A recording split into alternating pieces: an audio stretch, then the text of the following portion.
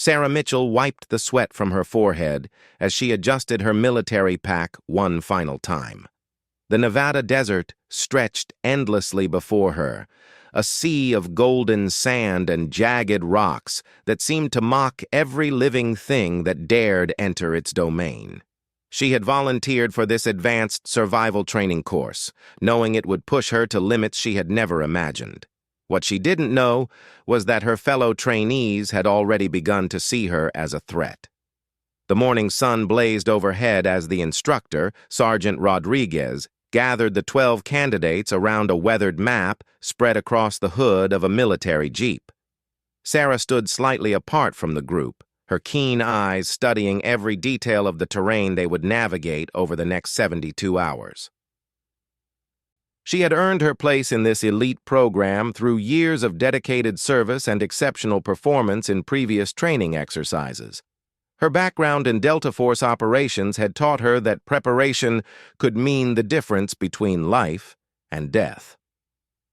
"Listen up," Rodriguez barked, his voice cutting through the desert wind. "You have 3 days to navigate 40 miles of some of the harshest terrain this continent has to offer. You'll be working in teams of 4, and each team gets basic supplies for the journey." He gestured toward the piles of equipment laid out on tarps nearby. "Water, compass, emergency rations, and shelter materials. Use them wisely." Sarah watched as the other candidates naturally formed groups, old friendships and training partnerships determining the teams. She noticed the subtle glances thrown her way, the whispered conversations that stopped when she approached. Marcus Webb, a burly man from Texas with a reputation for aggressive tactics, seemed to be orchestrating something. She had outperformed him in every previous exercise, and his resentment had grown more obvious with each passing day. "Mitchell," Webb called out with a smile that didn't reach his eyes. "Looks like you're with us." He gestured toward his companions. Jake Morrison, a wiry man from Colorado with nervous energy, and Tom Bradley, whose quiet demeanor masked a competitive streak that had surfaced during combat simulations. Sarah nodded, knowing she had little choice in the matter. The first day of the trek passed without major incident. Sarah's navigation skills proved invaluable as they crossed treacherous ravines and scaled rocky outcroppings that would have challenged even experienced climbers. She moved with the fluid efficiency of someone who had learned to read the landscape like a book, anticipating dangers before they became threats. Her teammates watched her work with a mixture of admiration and growing resentment. As evening approached, they established camp in a sheltered area between 2 large boulders. The temperature began its dramatic desert plunge, dropping 30 degrees within the first hour after sunset. Sarah efficiently set up her portion of the shelter while the others struggled with their equipment. She had learned long ago that survival often came down to small details executed flawlessly under pressure. "How do you make everything look so easy?" Morrison asked, fumbling with his sleeping gear. There was an edge to his voice that Sarah recognized from previous encounters with teammates who felt threatened by her competence. "Practice," she replied simply, not wanting to elaborate on the classified missions that had honed her skills. "The desert doesn't care about your ego or your feelings. It only responds to preparation and respect." Webb snorted from across the small camp. "Easy for you to say, Princess. Some of us didn't get special treatment in our previous assignments." Sarah felt the familiar tension that preceded conflict, but she kept her voice level. "There's no special treatment in survival training. The desert judges everyone equally." She pulled out her water bottle and took a measured sip, demonstrating the water discipline that would be crucial for their success. That night, as the others slept, Sarah remained partially alert, a habit ingrained by years of operating in hostile territory. She noticed Webb whispering urgently to Morrison and Bradley, their voices too low to make out words, but their body language speaking volumes. Something was being planned, and she suspected it involved removing her from the equation. The second day brought new challenges as they encountered a series of steep canyons that required technical climbing skills. Sarah took the lead, setting rope anchors and establishing safe routes for the team to follow. Her movements were precise and confident, each decision based on careful assessment of risk and reward. The others followed grudgingly, their respect for her abilities warring with their growing determination to prove she wasn't invincible. By midday, the heat had become oppressive, creating shimmering waves that distorted the horizon and made accurate navigation increasingly difficult. Sarah checked their position against her compass and the sun's angle, calculating their progress with the mental mathematics that had become second nature. They were making good time, but water consumption was higher than ideal due to the intense heat and physical demands of the terrain. "We need to find shade and rest during the hottest part of the day," she announced, pointing toward a cluster of rocks that would provide relief from the sun's brutal assault. "We can make up time in the evening when temperatures drop." Webb disagreed loudly. "We push through. Real soldiers don't stop for a little heat." "Real soldiers don't die from heat stroke because they're too proud to use tactical intelligence," Sarah replied calmly. "But if you want to continue, that's your choice. I'll be in the shade, conserving energy and water for when we really need them."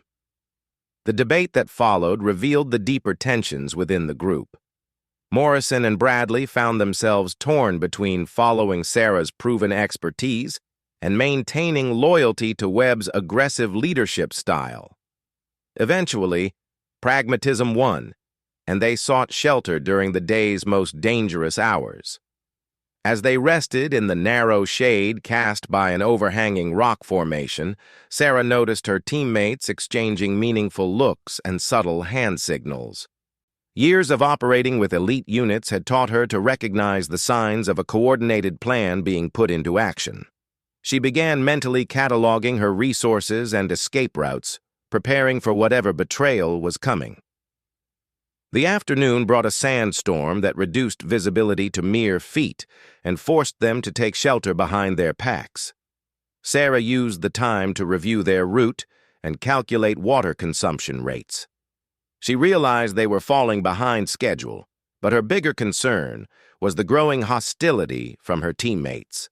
The storm would provide perfect cover for whatever they had planned. When visibility finally cleared, they resumed their march across increasingly difficult terrain. The landscape had become more desolate, with fewer landmarks and more opportunities for someone to simply disappear. Sarah stayed alert, watching for the moment when her teammates would make their move. That moment came as they approached a particularly isolated section of the desert, miles from any established trail or water source. Webb suddenly stopped and turned to face her, his expression cold and determined. "This is where we part ways, Mitchell," he announced. Morrison and Bradley flanked him, creating a semicircle that blocked her path forward. "We're tired of carrying dead weight." Sarah's training kicked in instantly, her mind analyzing the situation and calculating her options. She was outnumbered 3-1, but she had advantages they didn't fully understand. "You're making a mistake," she said quietly. "We're stronger as a team." "Stronger for who?" Webb sneered. "You've been showing off since day one, making the rest of us look incompetent. Time for you to prove you're as good as you think you are." He gestured toward the empty desert stretching away from their planned route. "There's your challenge, Princess. Find your own way home." Before Sarah could respond, Morrison grabbed her pack while Bradley seized her water bottles. The coordinated action revealed the planning that had gone into this moment. They had waited until they were far from any supervision or assistance in terrain that would test even her considerable skills. "You can't be serious," Sarah said, though she knew they were. "This isn't competition anymore. This is potentially lethal." Webb's smile was cold and satisfied. "Then maybe you shouldn't have made us all look like amateurs. Good luck, Mitchell." "Try not to die out there." The three men turned and walked away, leaving Sarah alone in one of the most hostile environments on Earth, without water or supplies, miles from any established route to safety. As their figures disappeared into the shimmering heat waves, Sarah stood motionless for a moment, processing the magnitude of her situation. She was alone in the Nevada desert, abandoned by her teammates, with no water and no equipment. The nearest water source was at least 20 miles away, and the temperature was climbing toward its daily peak. Most people would have panicked, but Sarah Mitchell was not most people. Her Delta Force training had prepared her for exactly this kind of scenario, though she had never expected it to come from her own teammates. She looked up at the sun, calculating the time and direction. She had perhaps 6 hours of daylight remaining, and the cool of night would be her best opportunity to cover distance. But first, she needed to assess her resources and formulate a plan. Survival wasn't about hoping for rescue. It was about making rescue unnecessary. Sarah stood perfectly still for 30 seconds after her teammates disappeared, forcing her mind to shift from the shock of betrayal to the cold calculation of survival. This was no longer a training exercise. It had become a real-world test of everything Delta Force had taught her about operating alone in hostile territory. She had been in worse situations, though never in a desert without water. Her first priority was inventory. She quickly searched her pockets and found a small folding knife, a whistle, her compass, and about $40 in bills. Her clothing consisted of lightweight military fatigues, sturdy boots, and a hat that would provide crucial protection from the sun. Not much, but she had worked with less during covert operations in hostile territory. The sun blazed overhead, turning the desert into a furnace that seemed designed to kill anything foolish enough to venture into its domain. Sarah estimated the temperature at over 110 degrees, with humidity so low it would suck moisture from her body through every breath. She needed shade immediately, and then she needed a plan. Moving deliberately despite the heat, she searched the immediate area and found a shallow depression beneath a large boulder that cast a narrow shadow. The space was cramped, but it would protect her from direct sunlight during the most dangerous hours. She settled into the meager shelter and began the mental process that had kept her alive through countless dangerous missions. First, she established her position using the sun and her compass, calculating approximately where Webb and his accomplices had abandoned her. They had chosen their spot well. She was at least 15 miles from the nearest established trail and 20 miles from any known water source.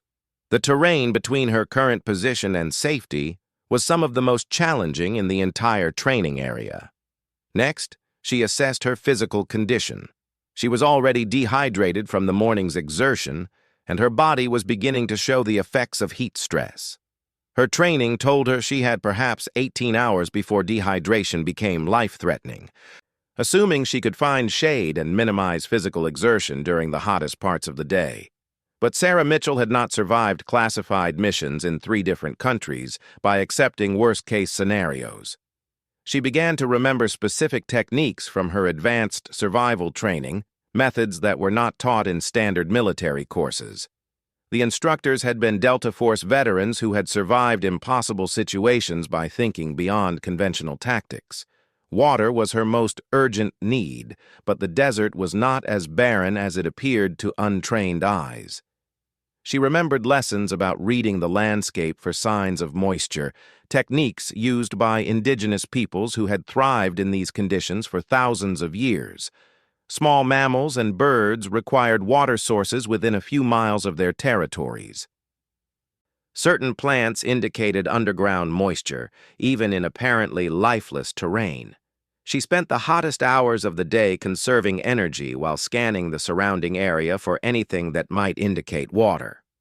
Her trained eyes picked out details that most people would miss: the slightly greener vegetation in one distant ravine, the flight patterns of insects that suggested moisture nearby, the subtle color variations in rock formations that might indicate seepage.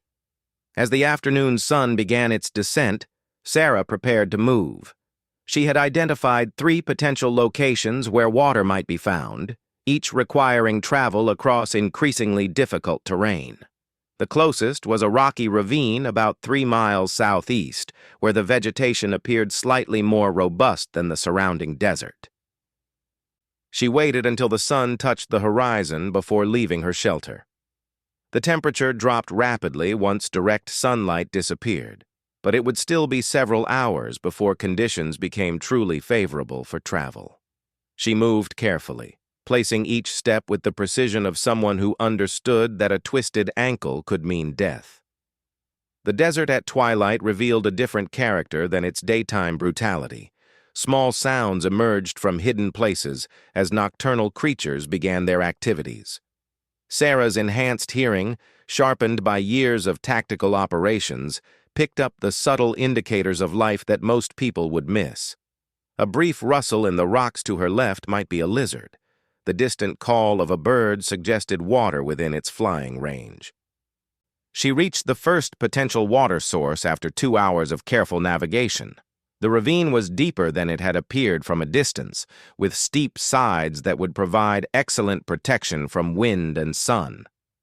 More importantly, the vegetation here was noticeably different. Small cacti showed signs of recent moisture, and she could smell something that might be water. Following her nose and the subtle signs of animal activity, Sarah discovered a small seepage spring where water emerged from a crack in the rock face. The flow was minimal, perhaps a cup of water every 10 minutes, but it was clear and sweet. She allowed herself 3 careful sips, enough to begin rehydrating without overwhelming her stomach, then settled down to wait for the pool to refill. This discovery changed everything. She was no longer racing against dehydration. Now she could plan a methodical journey to safety. She spent an hour at the spring, drinking slowly and allowing her body to begin recovering from heat stress. The water tasted better than anything she could remember, each sip bringing renewed strength and clarity of thought. While waiting for the spring to refill, Sarah used her knife to cut several broad leaves from a nearby plant that her survival training had identified as water storing. She folded these into makeshift containers, allowing her to carry perhaps 2 cups of additional water when she resumed travel. It wasn't much, but it gave her options.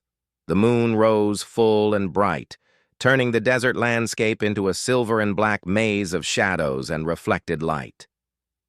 Night travel was dangerous because of reduced visibility, but it was her best chance to cover distance without excessive water loss. Sarah set off toward the northwest, following a route that would take her toward the main trail system while avoiding the most difficult terrain. She moved with the silent efficiency that had made her valuable in covert operations. Each step was calculated, each pause deliberate.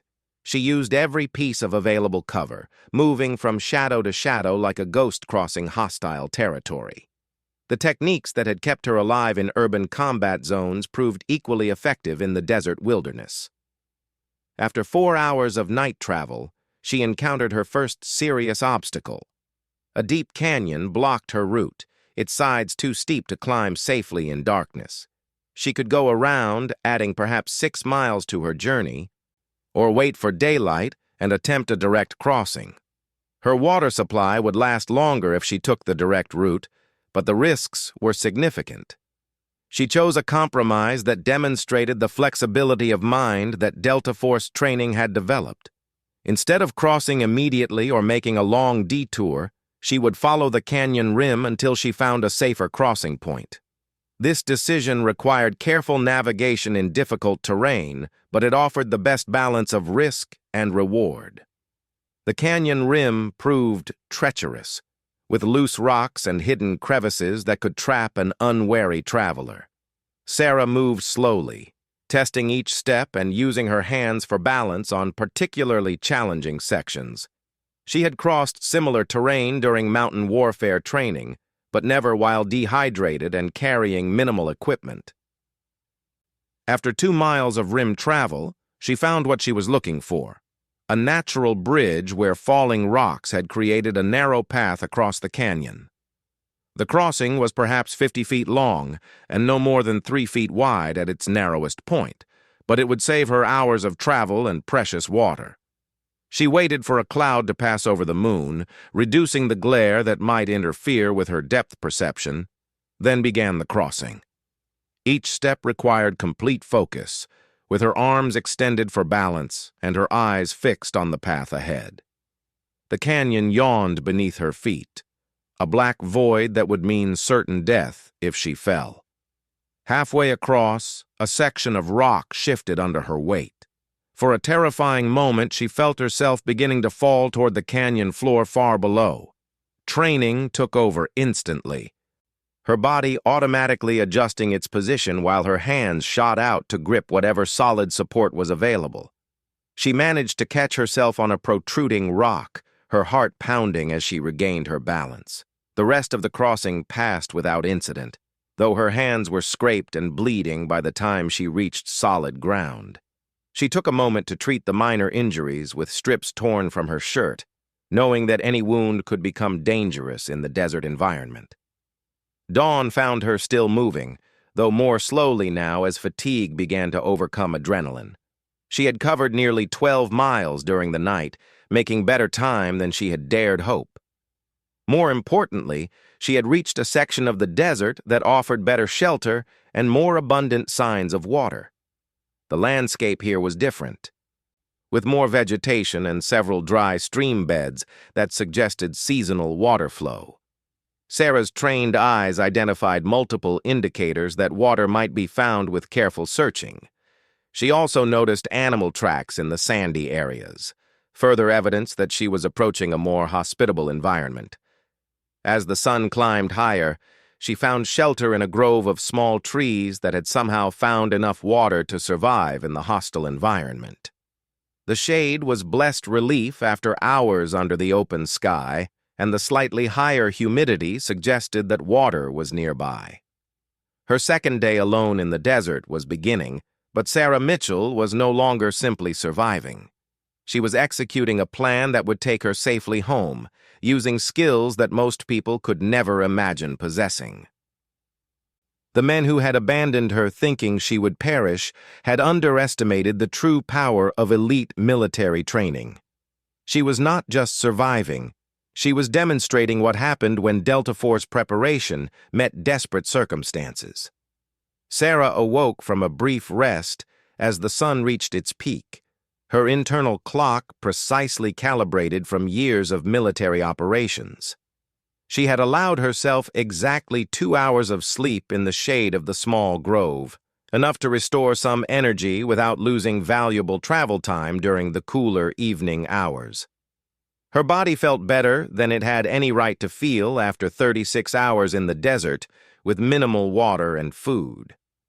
During her rest, she had made a crucial discovery. Animal tracks led from the grove toward a cluster of rocks about a quarter-mile away, and the tracks were recent. In desert survival, following animal paths often led to water sources, since most mammals needed to drink daily during hot weather. She gathered her makeshift water containers and prepared to investigate. The tracks led to a natural depression where rainwater collected during the brief desert storms. The water was muddy and filled with debris, but it was water nonetheless. Sarah used her knife to dig a small filtration pit nearby, allowing the water to seep through sand and gravel before collecting in her makeshift containers. The process was slow, but it produced water that was clear enough to drink safely. This discovery marked a turning point in her survival situation. With access to water, she could now focus on the longer-term challenge of reaching safety. She estimated her position and realized she was only about 8 miles from the main trail system where search teams would eventually look for missing personnel. The question was whether to wait for rescue or continue her self-extraction. Her Delta Force training provided a clear answer. Never rely on rescue when self-rescue was possible.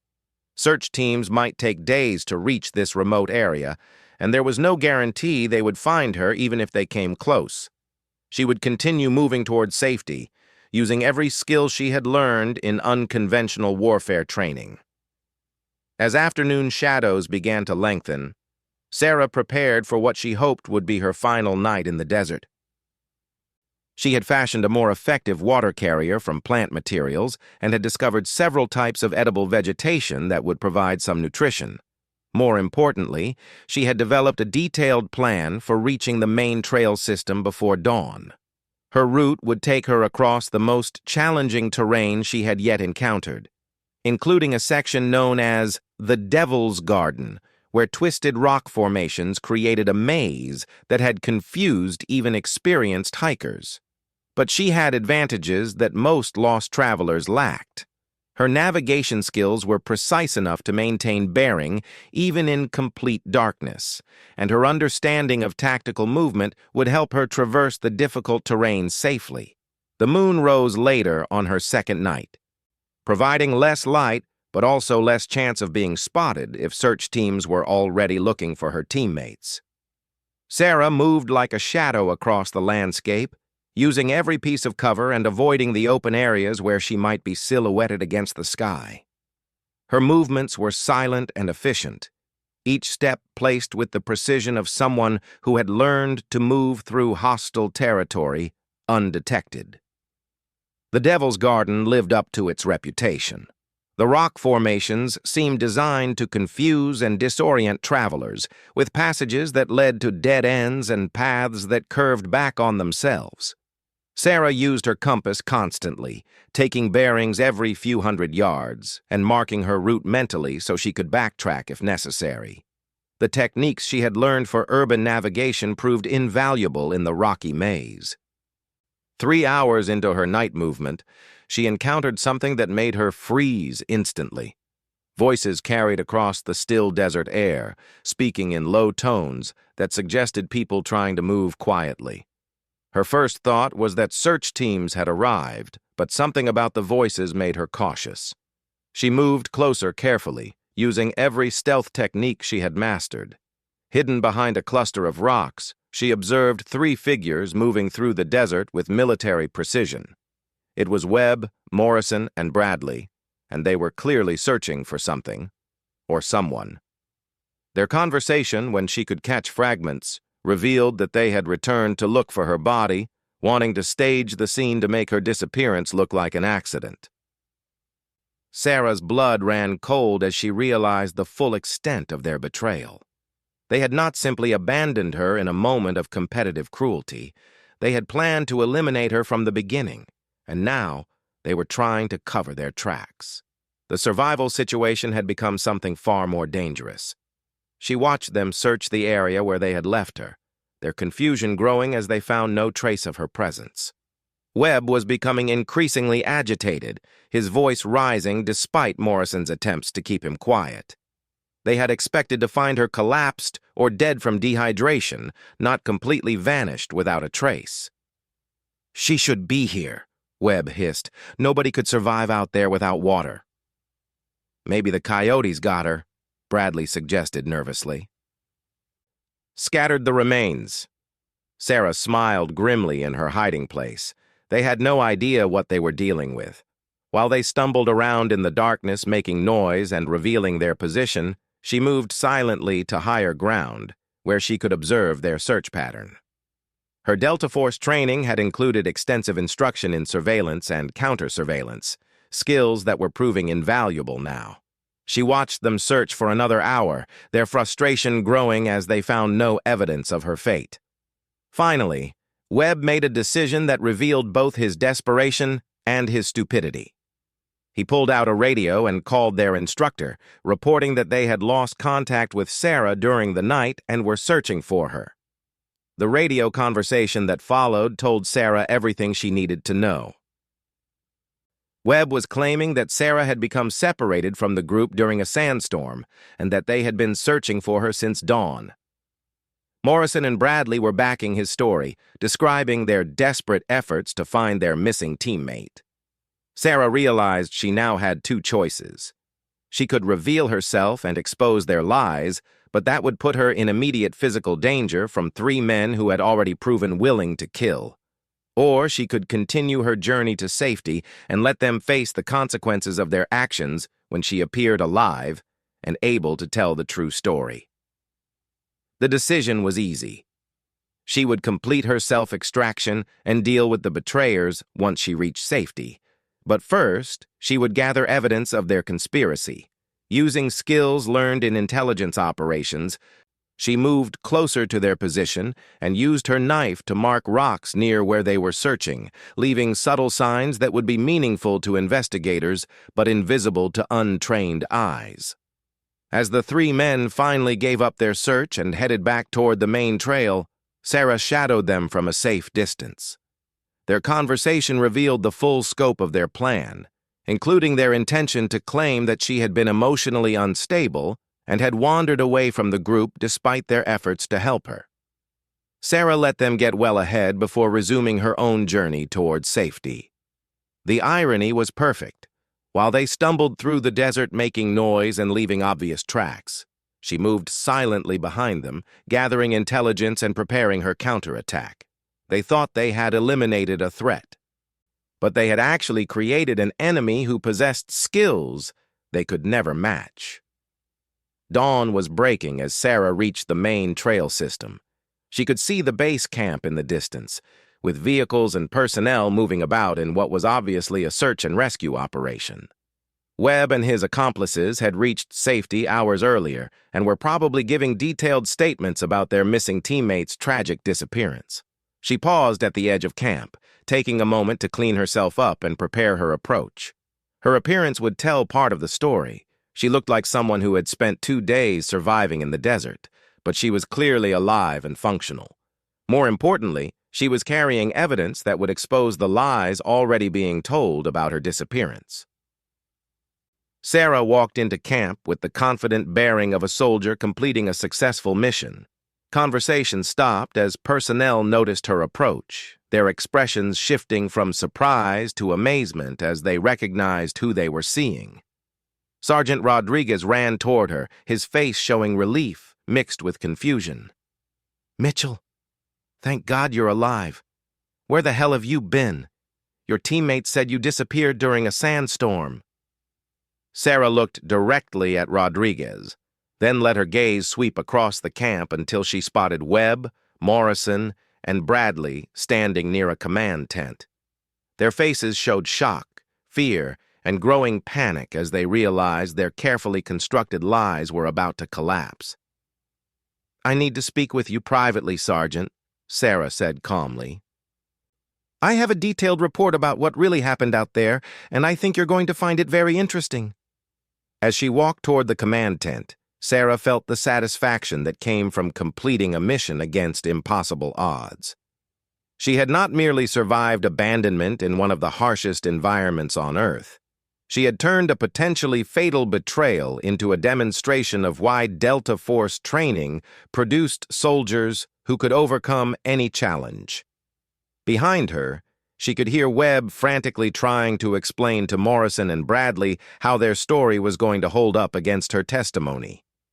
She didn't turn around to watch their panic.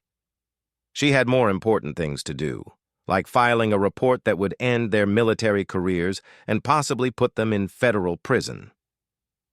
The true power of Delta Force training wasn't just the ability to survive impossible situations. It was the capacity to turn those situations into victories, to emerge from the crucible stronger and more dangerous than ever.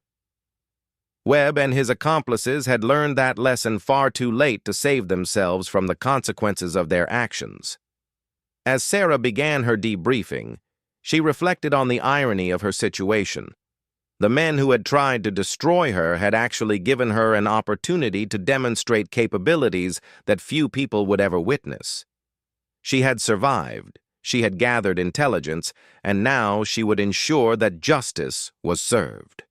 It was, in its way, a perfect military operation.